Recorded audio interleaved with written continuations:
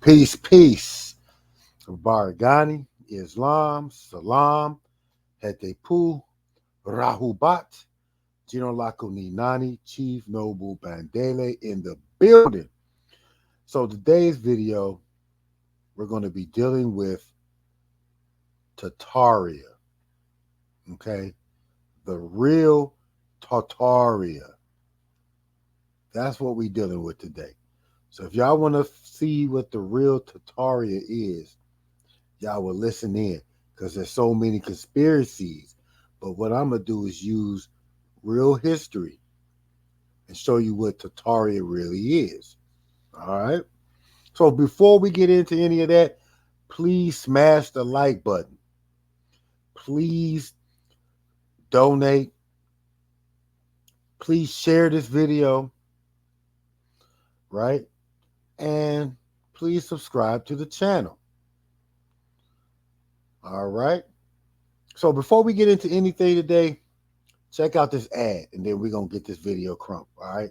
Let's go. Oh, if they just let me see, or they just on me, it's showing me the light, the light. Once they set us free, knowledge is the key, guiding me all right, and that feel right. All right. So, like we said, today's video, we're going to be looking at this Tartaria, and we're going to be looking at what Tartaria really is, right?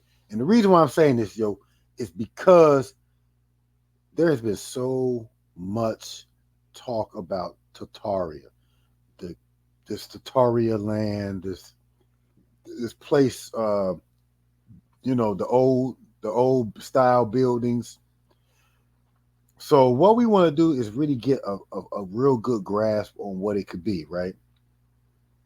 So what we're going to do today, let's get into this, all right?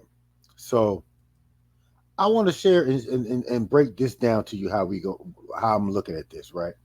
So you see this, it says, so I'm going to tell you, this is me, my theory, right? My theory is that the Tartarian Empire is in fact a misunderstood version of the Ottoman Empire, right? It's an intriguing proposition that is going to invite us to explore the intersections of history, right? We're going to look at the architecture and ethnicity. This perspective suggests that what is often referred to as the Tartarian Empire in speculative circles might and is a representation or maybe a romanticized version of the Ottoman Empire, a significant and well-documented power. Okay, so for me, we have a historical empire, which I think has not really been studied in its true form.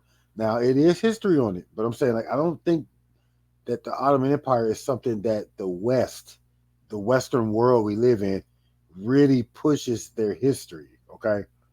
So we don't know a lot about the Ottoman Empire. So now, firstly, the ethnic composition of the Ottoman Empire is incredibly diverse, encompassing a wide range of ethnicities and cultures. And so we're going to look at that, right? We're going to look at some other literature to make this conclusion. It says that the term Tartarian has historically been used in Western sources to describe a vast Eurasian steppe and its people. Now, you understand what the steppes are. The steppes is out there, way out there in Eastern Europe, like going into Asia, right? That's why they call it Eurasia. It's like out there.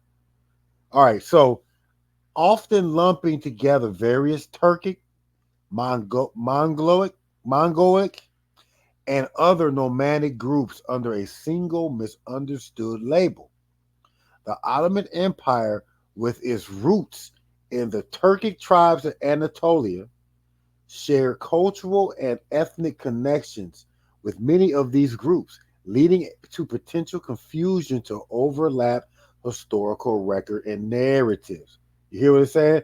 The Ottoman Empire, with its roots in the Turkic tribes of Anatolia, which is what we call Turkey today, shared cultural and ethnic connections with many of its groups, leading to potential confusion to overlap in historical records and narratives.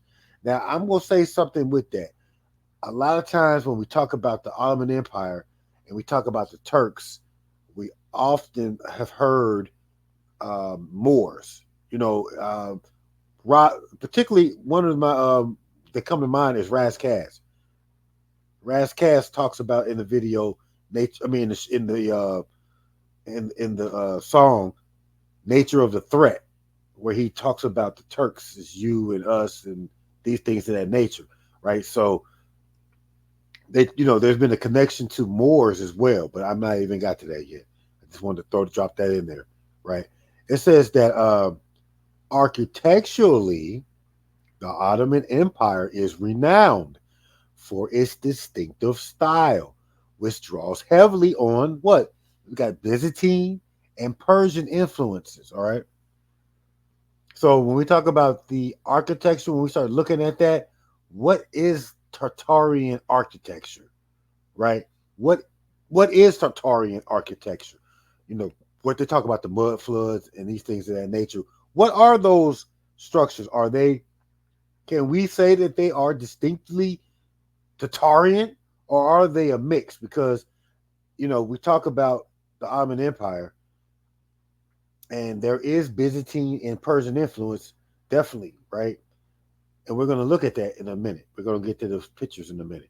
It says that the empire's architectural achievements were characterized by grand mosques, palaces, and public buildings adorned with intricate tiles and domes. These structures bear certain resemblance to what is known or has been labeled as Tartarian architecture. Okay, Tartarian architecture and speculative histories, which often highlight grandiose and exotic structures. Okay,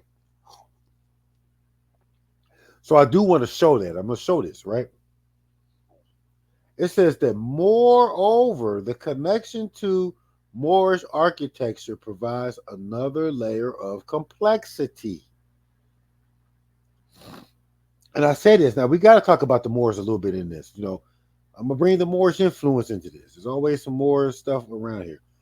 It says that the Moorish architecture, which developed in the Western Islamic world, shares aesthetic similarities with Ottoman architecture, such as horseshoe arches, intricate geometric patterns, and extensive use of gardens and water features. The Moors, like the Ottomans, were part of the Islamic culture sphere that and influenced by similar artistic and architectural traditions. Now, I'm gonna tell you this, and we'll get into this, but you gotta also remember that this is true. But to add to this, the Ottoman Empire eventually came into the Moorish Empire. They eventually, basically, annexed the Moorish Empire into the Ottoman Empire. So there's going to be that influence of Moors is going to overlap into Ottoman architecture. Okay, so a lot of times when we talk about Tartaria, you've got connections to Moors as well. So here's your connection as well. So it says, additionally, many old style buildings attributed to Tartarian myth were actually built during the Ottomans' peak.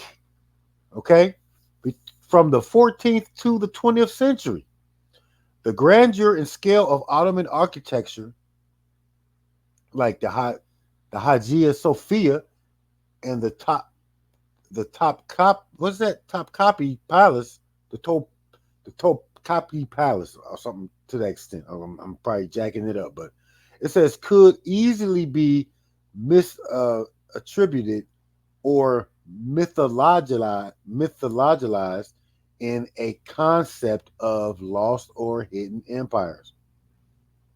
Okay.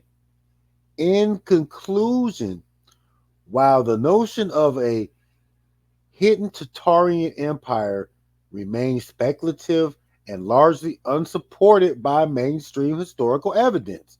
And that's the thing, is that the Tartarian Empire is because it's been hidden and destroyed, right? That there's not much evidence about it. And so it's hard to really make the claim, to make a really claim on that because of the information that's being hidden, right?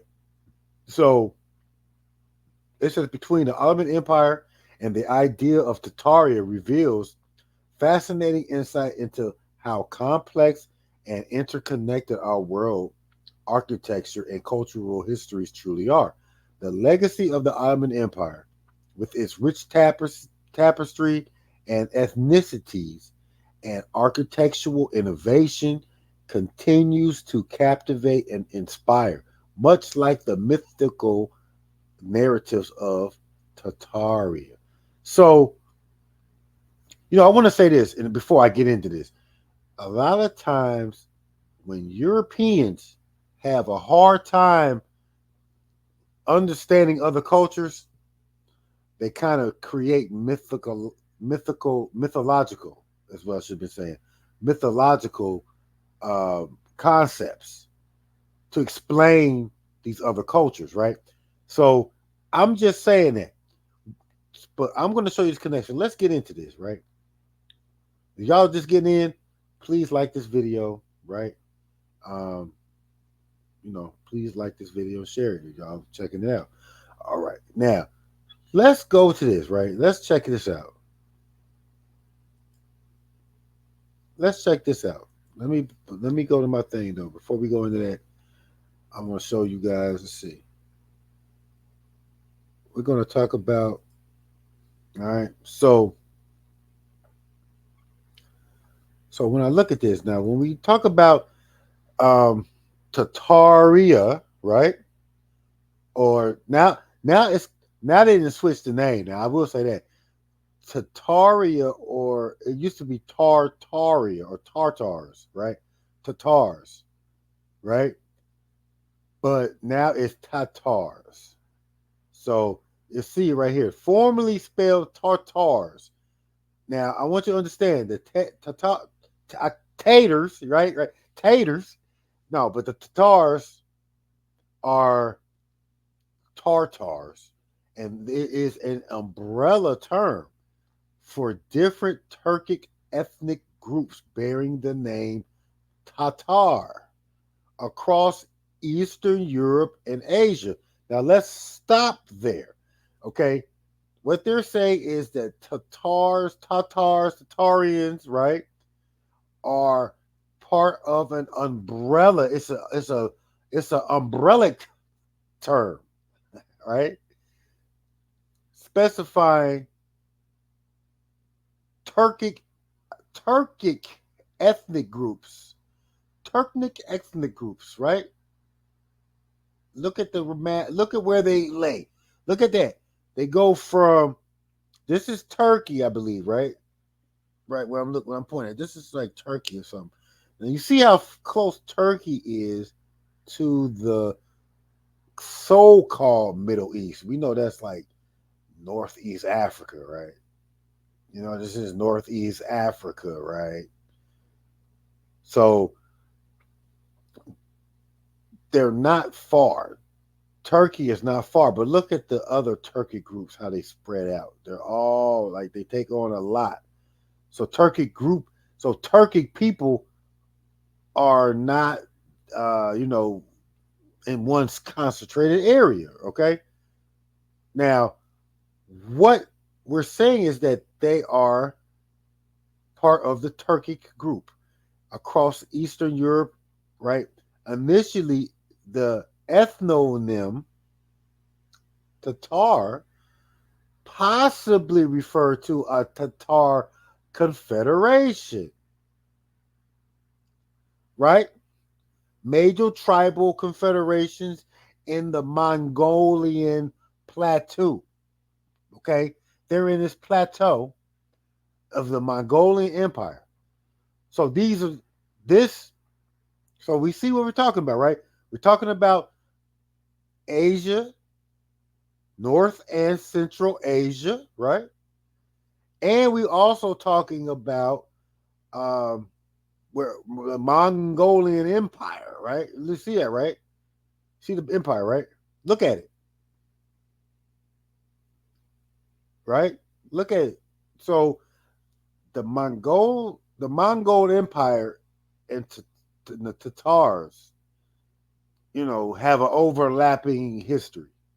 Okay, just like then we just putting this out there. We understand, and this we understand. A lot of people and scholars do understand it. Okay, so it says historically the term Tatars applied to anyone originating from the vast northern and central landmass known as Tartary, a term which was also conflated with the Mongol Empire itself. Okay, so we got a real live empire called the Mongol Empire, right? Could it be Mongol Empire? Like I think that Tartaria has other aspects of it, right? So when we looking at the Mongol Empire, we gotta take in consideration that it was Tatars in that empire. Okay. Now the reason why I didn't say the Mongol Empire in itself is because of the things that we're going to look at with the Ottoman Empire. Okay, and its influence. Okay, but anyway, more recently, however, the term has come to refer more narrowly to related ethnic groups who refer to themselves as Tatars, who speak languages that are commonly referred to as Tatar. Okay, so that's okay. So let's now we've looked at that, right? So now let's look at, because they talk about Turkic people, right? Not to be confused with Turkish people. Is there a relationship? We're gonna see. We're gonna see, right? We're gonna look at that. But Turkic peoples, right? Turkic people. Look at, once again, we're looking at the same thing, right? But it says it's a collection. Turkic people are a collection of a diverse ethnic groups in West, Central, East, and North Asia, as well as parts of Europe, who speak Turkic languages. According to the historian and linguist, the Proto Turkic language originated in Central East Asia, potentially Mongol, whatever that Siam region, and Mongolia and Tuva. Initially, Proto Turkic speakers were potentially both hunter gatherers and farmers. They later became pastoralists. Nomadic pastoralists. Now you gotta understand, because they did not originate in Turkey. They call it Turkey, but it was called Anatolia. And these Turkic people migrated into what we now know as Turkey or Anatolia. Okay? Just want you to remember that. Okay? So when we're talking even about, Tatarians, right? Or people of Tatar, Tatars, right? When we talk about those people being Turkic people, migrated, migrated. Okay, so it's an early medieval Turkic groups exhibit a wide range of both East Asian and West Eurasian physical appearances in genetic origins, in part through long-term contract with neighboring countries such as was it Iranic, Mongolic, what's this, Tartarin, Uralic, and the Yeniseian peoples. Where's the Yeniseian people at? Let me look. Where they at? Where they at? So look at these people, right? I just want to hold on. So like Tatarians, Tartarian people, they don't know what they really look like. They're like ambiguous, right? The Tartarian people are ambiguous, but they say they're Asian. So I mean, here's an Asian looking person. So could the Tatars have looked like this right here? And look at their color. They kind of dark in color, right? They're not real light, right? Is this picture dark or what? But they look real dark up in this mug, right? I'm just saying. You don't hurt me. You know what I'm saying? Now let's look at the etymology, right? First, no mention of the term Turk. Okay, Old Turkic, Chinese. Okay, Old Tibetan. Yada yada. Applied to only one Turkic group, namely the. Let's look at this real quick. The Go Turks. Okay, I wish they. Let me see something. Okay, let's look. Let me look real quick. I just want to see this. Like it's a rabbit hole, y'all. The common name Goturk emerged from the misleading of the word coke. I'll say coke. We won't use the other term, meaning Ashina, a Turkic tribe, right? It goes deep. The endonym of the ruling clan of the historical ethnic group, which was attested as Old Turkic. They were known as Middle Chinese, known in Middle Chinese. So like this group, this goes deep, man. Look what it say their religion was. It say their religion was Buddhism and Tangrism, shamanism, and animism. All right. So really, so when we looking at the Turks, they started out as believing in Buddhist or animist. They were animist people. Okay. Now I'm not gonna get too far deep into it. I just wanted to look at it, right? So, uh, so during the first century, Pomponius refers to the forest north of the sea, the plenty of elder, blah blah blah. Okay, now I will say this, and this is a sub bar. This is like we go on telling off or something for a minute, but like when I see the word Ugaric, you know what I'm saying, right? When I see this, and when I think about Turkey and the Turks coming there, that is that area region was where the Canaanite religion, like the Ugarit religions, what's it called? The Ras Shema, that is found in Turkey, right? I don't want to go too far off, but I'm just saying the Ras Shema is out of Turkey, which happens to be where the Ottoman Empire wound up going. Anyway, so I'm not gonna go too far deep into this right here, but you see the Turkey people are connected to a lot of different stuff. Like the name, like right here, the name Scythians, or yeah, is used in Greco-Roman and Byzantine literature describe nomadic barbarians. Like these people are often connected to Moors as well, or like Arabic, Islamic, Arabic people, right? So it's interesting how the connection of all this, the Turks, how they connect to the other pieces, these pieces of Islam, these pieces of, you know, Asia, okay, and how that misunderstanding, I believe, is what we get Tartari. Okay, now let's keep looking because now we looked at Turkey, and I mean we looked at Turkic.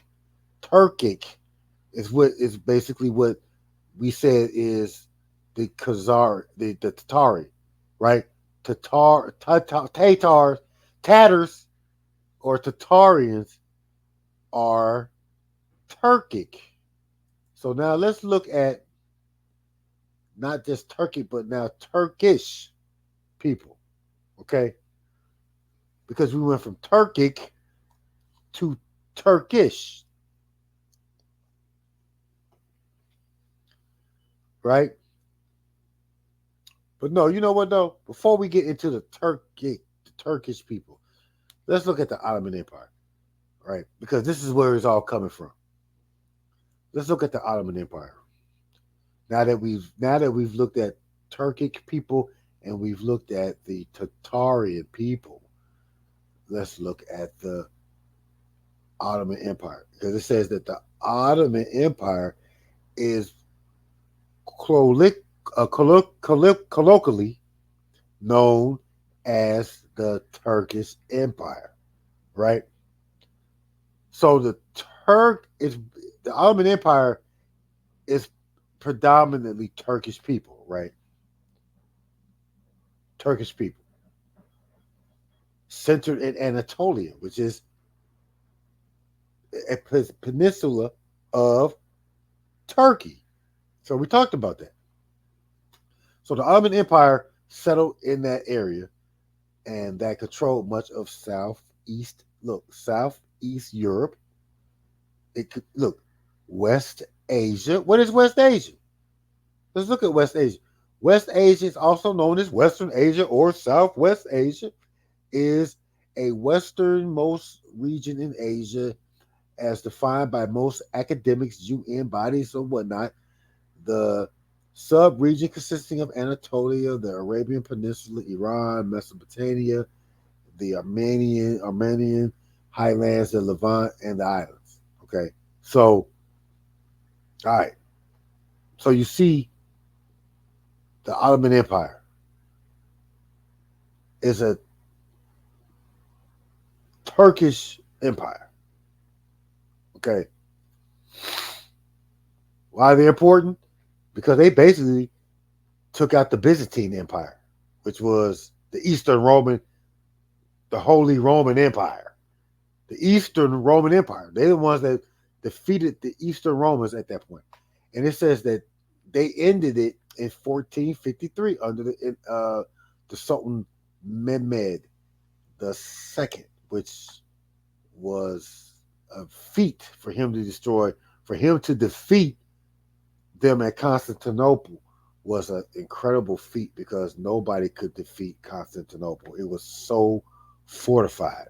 But anyway, which it says it marked the Ottomans' emergence as a major regional power.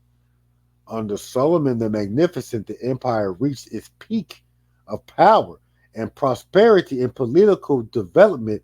By the start of the 17th century, the Ottomans presided over 32 provinces and numerous vassal states, which over time were either absorbed into the empire or granted various degrees of autonomy.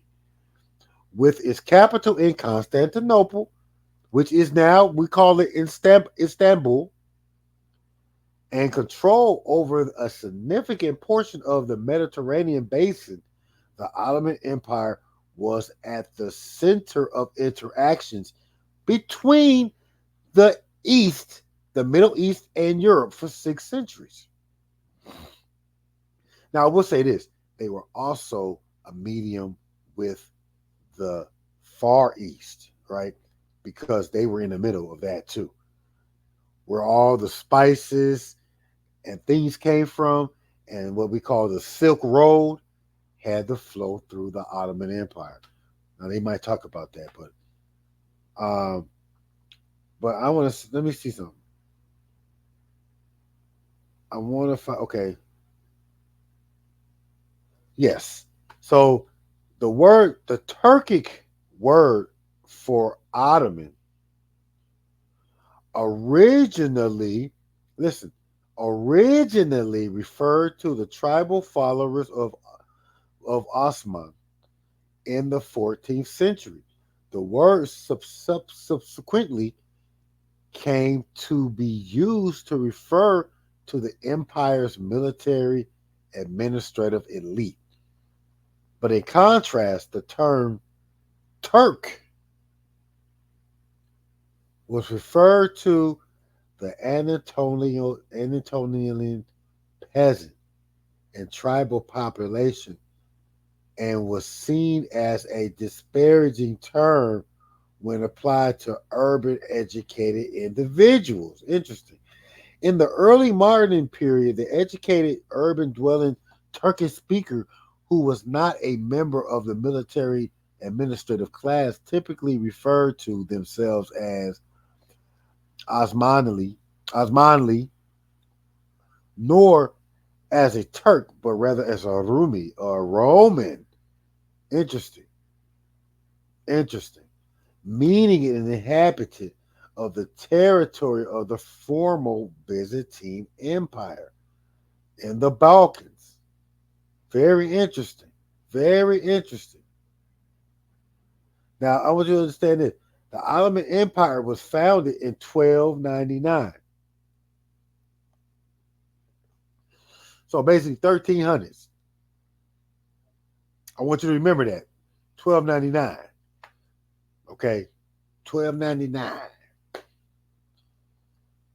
All right. So, like I said, Solomon, under Solomon the Magnificent in the 16th century, when it stretched from the Persian Gulf in the east to Algeria in the west, and Yemen in the south to Hungary and parts of the Ukraine in the north.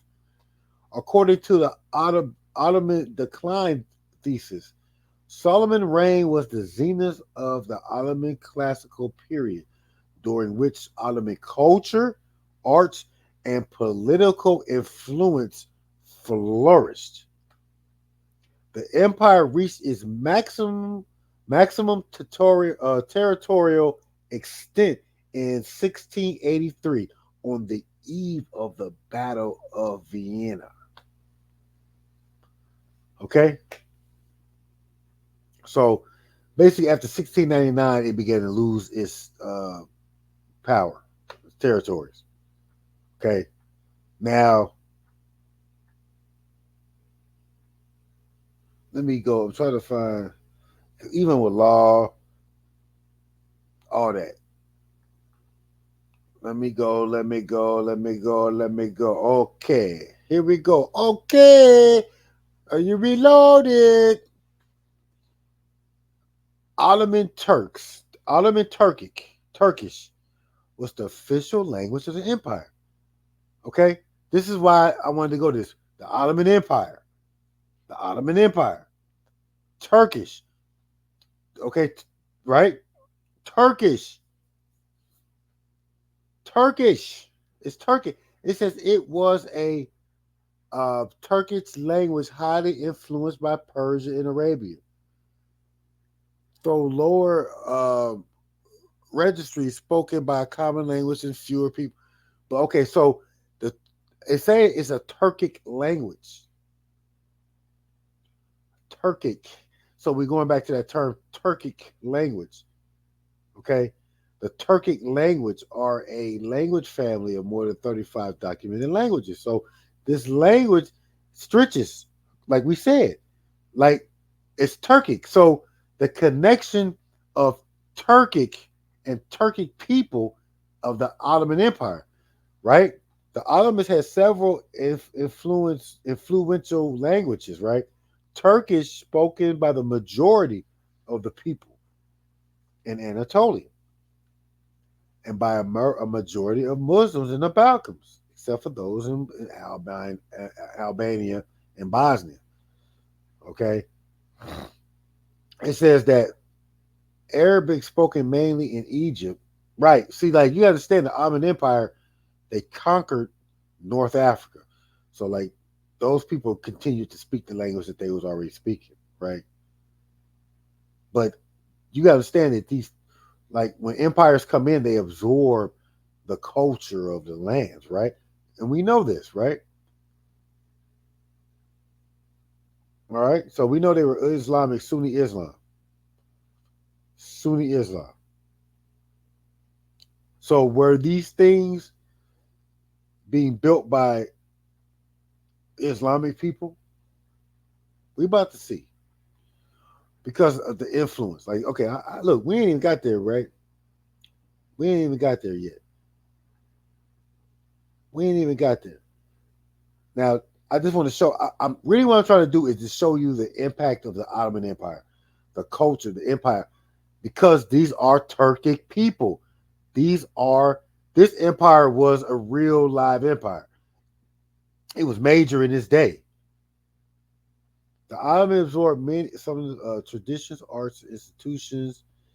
See, that's what I'm saying. Like the Turks, who developed into a new forms, although predominantly literally language was the empire was Turkish, Persian was a preferred vehicle for the projection of an imperial image.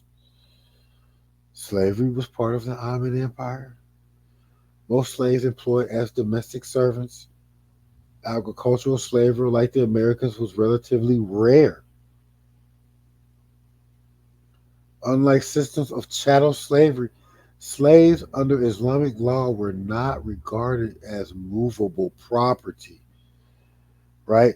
And the children of female slaves were born legally free. Female slaves were still sold in the empire as late as 1908. Okay, so the Ottoman slave trade. Now it was interesting. Now I just want to say, like, so we looking at slavery. So the Turkic people perhaps practiced slavery. Something that we never discussed did that, looking at Tartaria, the Tartarian people have slaves. Very, interesting, right? So, like I said, okay, agriculture. Let's look at the Ottoman agriculture, all right? I mean, not agriculture, but the architecture. The architecture of the empire developed by Sujuk Turkish architecture, right? So refers to building activity that took some place in this room. Okay, ruled by the offshot, blah blah blah. So like, let's look at some of this. We're gonna look at some of this agriculture real quick, right? Let's look at some of the Ottoman architecture because we are running into this, right? Let's look at some of the architecture, right? Let's look at this. So when we look at this, right? Famous architecture in Turkey. Now I want you to look at this, right? Does this look similar to this?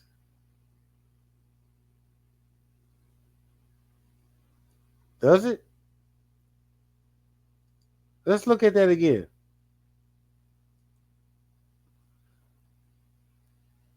Let's look at that again. I can't. I'm trying to see. But you see how this is built? See how this is built, right?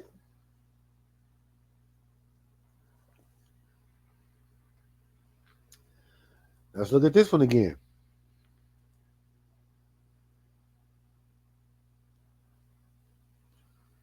Does have some similarities. These is what they call the old building structures. Like these are what they call Tartarian or Tartarian architecture. Okay, this is what they call it. Looks very similar to Turkish architecture. I don't know why I keep saying that. Architecture, right? So I just wanted y'all to see that, right? The architecture is interesting. Okay, so let us continue. Okay, so we looked at the Ottoman Empire. Now let's look at what they call the Tartarian Empire. The Tartarian Empire, right? Now look what they say. Now look, this is what they say. Now I ain't saying it like that, you know what I mean? But what I'm saying is, look, I'm just looking at it like what it says refers to a group of pseudo historical conspiracy theories, including ideas of a hidden past and mud floods, which originated in pseudo scientific Russian nationalism. Tartary or Tartaria is the historical name for Central Asia and Siberia. Okay, we talked about. We already understand that, so that's why we're looking at this. Conspiracy theories assert that the Tartary or the Tartarian Empire was a lost civilization with advanced technology and culture. Now, I want you to understand something. The Ottoman Empire was essentially an Islamic empire, and the technology that it was able to assess compared to, let's say, the West, like Europe, right? When we look at the westernized countries, which is Europe, they wasn't advanced as the Ottoman Empire, right? For example, like we talk about, they built a cannon bigger than anybody's ever built because they had the resources and because Islamic people were into, um, they studied Greco-Roman literature and Greco-Roman science, where the European had gone into a dark age and was not necessarily studying these things because it was looked at as maybe heretical or it was looked at as sacrilegious or against Catholic policy. So the Europeans were not into the science. They have fallen back technology wise. The Islamic people, the Islamic religion brought the study of these things. So for me, when we talk about advanced technology, we got to look at the, Ottoman Empire and even like the Moorish Empire, as these groups were more advanced with technology. The Ottoman Empire was using gunpowder on a much bigger level at the time. The Europeans learned their warfare from the Ottoman Empire. Okay, they learned it from them. So, nonetheless, when we talk about this place of Tartaria, this Tartarian Empire, it's really a myth.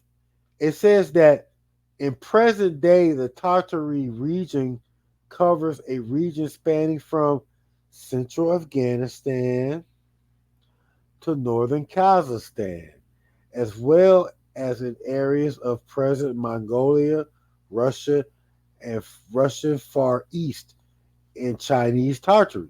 So, um, you know, when we look at the Mongols, they were Tartars. When we look at the Ottoman Empire, they were Turks, and we know that the Tartars were Turks. So you're not really seeing a lot of just like the term Tartaria or Tartary. It was just a term that was given or used for these group of people, right?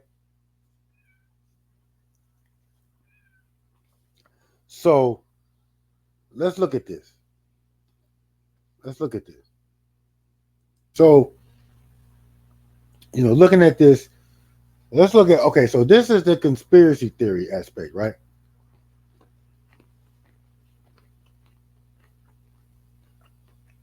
This is, now, when I'm saying this is a conspiracy theory, I know that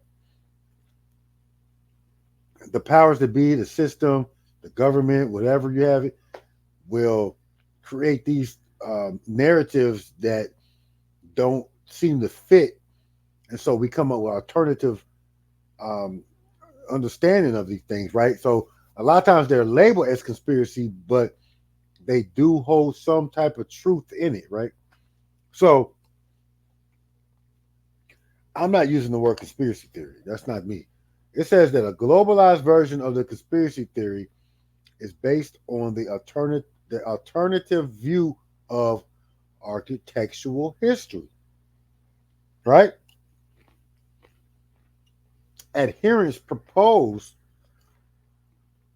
that demolished buildings such as the Singer building, okay, the original New York Penn Station,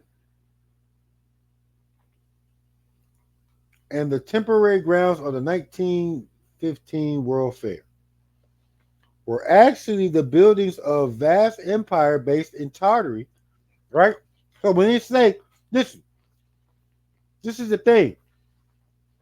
When they say that they were actual buildings of a vast empire based in Tartary, right?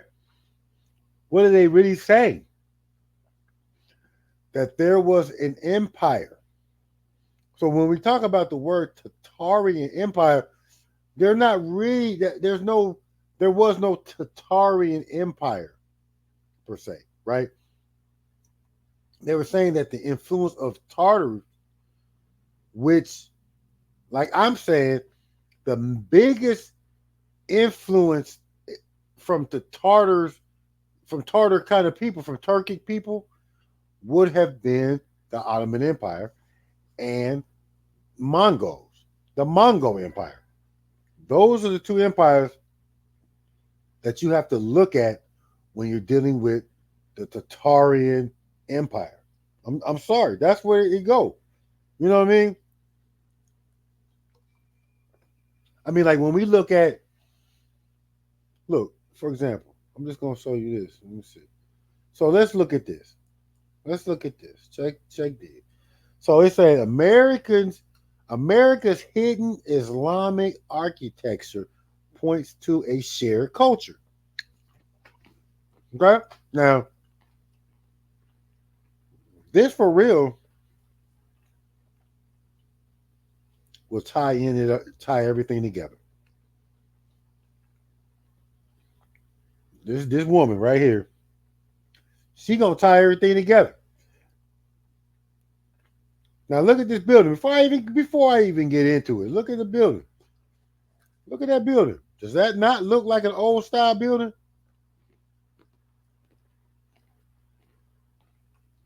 Does this not look like a mud flood type of building to y'all? I'm just saying, right? The Capitol's dome imposed profiles used by Islamic double dome technique. So even the Capitol of the United States has it. Um, Thomas Jefferson, I believe he built the his house looks like that. Like he takes from old style um building and uses it in the United States. It was no thing like people want to say these are like how did they build these? We're talking about the the the people like we don't know who built those things, right? Like what I mean by that is the people who came over here in the United States and were building, We don't know who built those because check this out. When you build something, especially in ancient times, you had to get a group of people with a certain skill set. Everybody can't build a house. Everybody can't build buildings. So you go get somebody who knows how to build. Now, the people that you get to build may not always be you. They may not come from your genetic, background. They may not be like, we had Anglo Saxons in America. Did the Anglo Saxons build these? No, they a lot of no. I'm not saying they didn't build any of them, but a lot of Anglo Saxons didn't build it. If they needed something built, they got an expert. The expert was not them. Okay, so let's look at this. All right, let's look at this. Many may cite America's Disney skyscrapers, right? But nah, the White House or the Capitol Dome, clean, classical facades can mask many things. How widely known is it, for example, that the White House was built by a mix of free and enslaved so called African American laborers? Or that the Capitol Dome achieves its imposing exterior profile by using the Islamic double dome techniques? When the first Moors were colonializers arrived on the American continent, they largely ignored the indigenous culture of the people who already lived here. Christopher Columbus arrived in Spain full of Catholic zeal from the Reconquista, looking for what? More what? Moors to kill. To this day, the town of Matamoros, look, Spanish for Moor Slayer, in northeastern Mexico bears witness. So, once again, the Moors is in the building, right? And they do play a part in the architecture in America. I got a video that kind of like talk briefly about this, but I had to throw the Moors in there. I had to let y'all know, you know, but that the Moors, since the Moors had controlled parts of the Iberian Peninsula for centuries, 700 years, right? So a lot of the influence of Islamic influence can be seen. Now, like I said, by the time in the 1700s, the Ottoman Empire controlled the old Moorish Empire in a sense. Like a lot of like Morocco and all them was falling under the Ottoman Empire. Okay, so there is an influence of Islamic influence in the American architecture. It's not necessarily like mud floods. And the thing about it is, I want to say that a lot of people would rather make it some ambiguous group of people who had these great architecturally uh, advanced or these huge buildings that today seem hardly hard. Like today, it would seem difficult to make, right? Especially with the technology that is said to be in these old buildings. But what's interesting to me is that the Ottoman Empire, fell in 1922 Now it failed in 1922, but I'm sure that the cracks on the wall were being seen, you know, years before 1922. So what I'm saying is this: the Ottoman Empire was a major influential nation empire in from basically 14 from the 1400s, okay, to 1900s, right? And their influence was going to be seen around the world. In the 15, 1600s, America's, I mean, like not America, but like the European powers were forced. See, the Ottoman Empire was so like they had such a stronghold on the spice trade and things of that nature that the Europeans had to find another way to get it.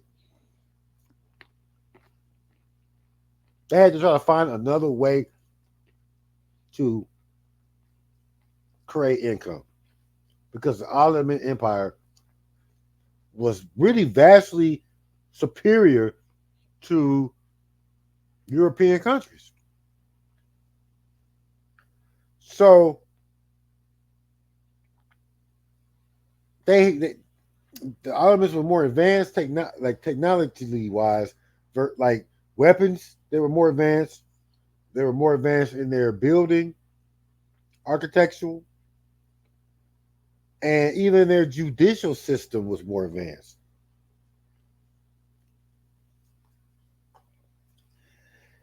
And they had such a vast land that, to me, that would be the Tartaria Empire. Okay, to me, that would be the Tartaria Empire. So, like I said right here, in conclusion, while the notion of a hidden Tartarian empire remains speculative and largely unsupported by mainstream historical evidence examining the connections between the Ottoman Empire and the idea of Tartaria reveals fascinating insights into how complex and interconnected our world's architectural and cultural histories truly are. It really is. These the things that went on in the Ottoman Empire were probably like when we like think about this. A lot of what we understand, our history and our understanding of culture in other history, right? In history, it comes from a Eurocentric, westernized understanding, which comes with a lot of brainwash, but it's more of, in a sense, a a sense of propaganda. So a lot of propaganda is found in European westernized history. So as we romanticize about that, we come up with this great Tartarian empire that vast across the world. We see all these structures around the world, but not understanding the connection that other countries around the world had with old world technology.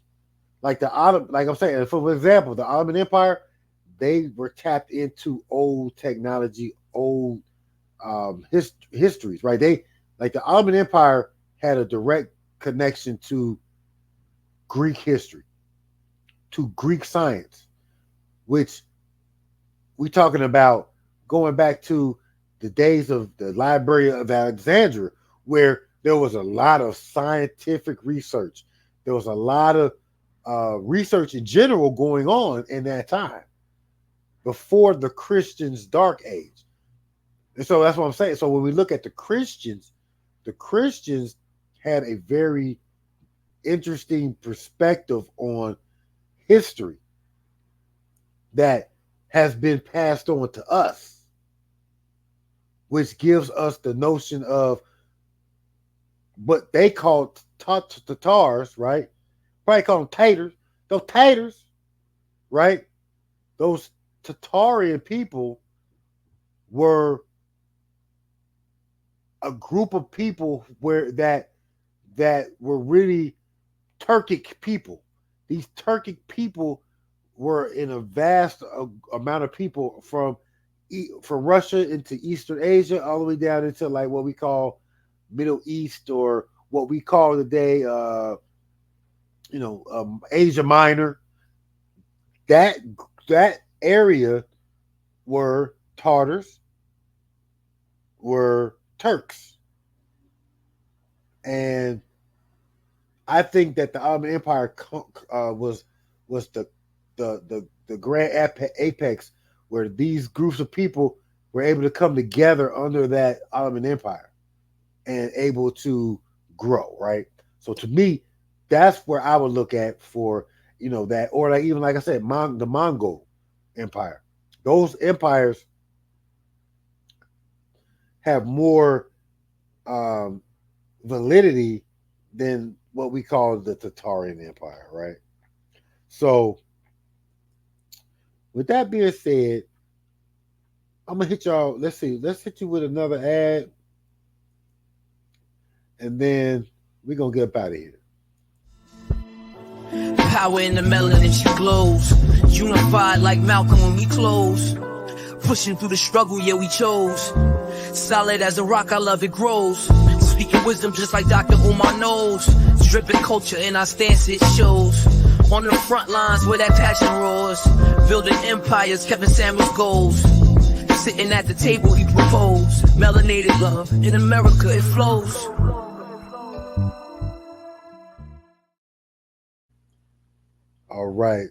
All right, and you can get those books. You can get all my books in all our books on indigenousmoors.org, and you can also find them on Amazon.com. All right, so please check out our books, and like I said, please like this video and subscribe if y'all thought this was informative, right? And we'll get back to you with another video. And until then, Tuta Nana.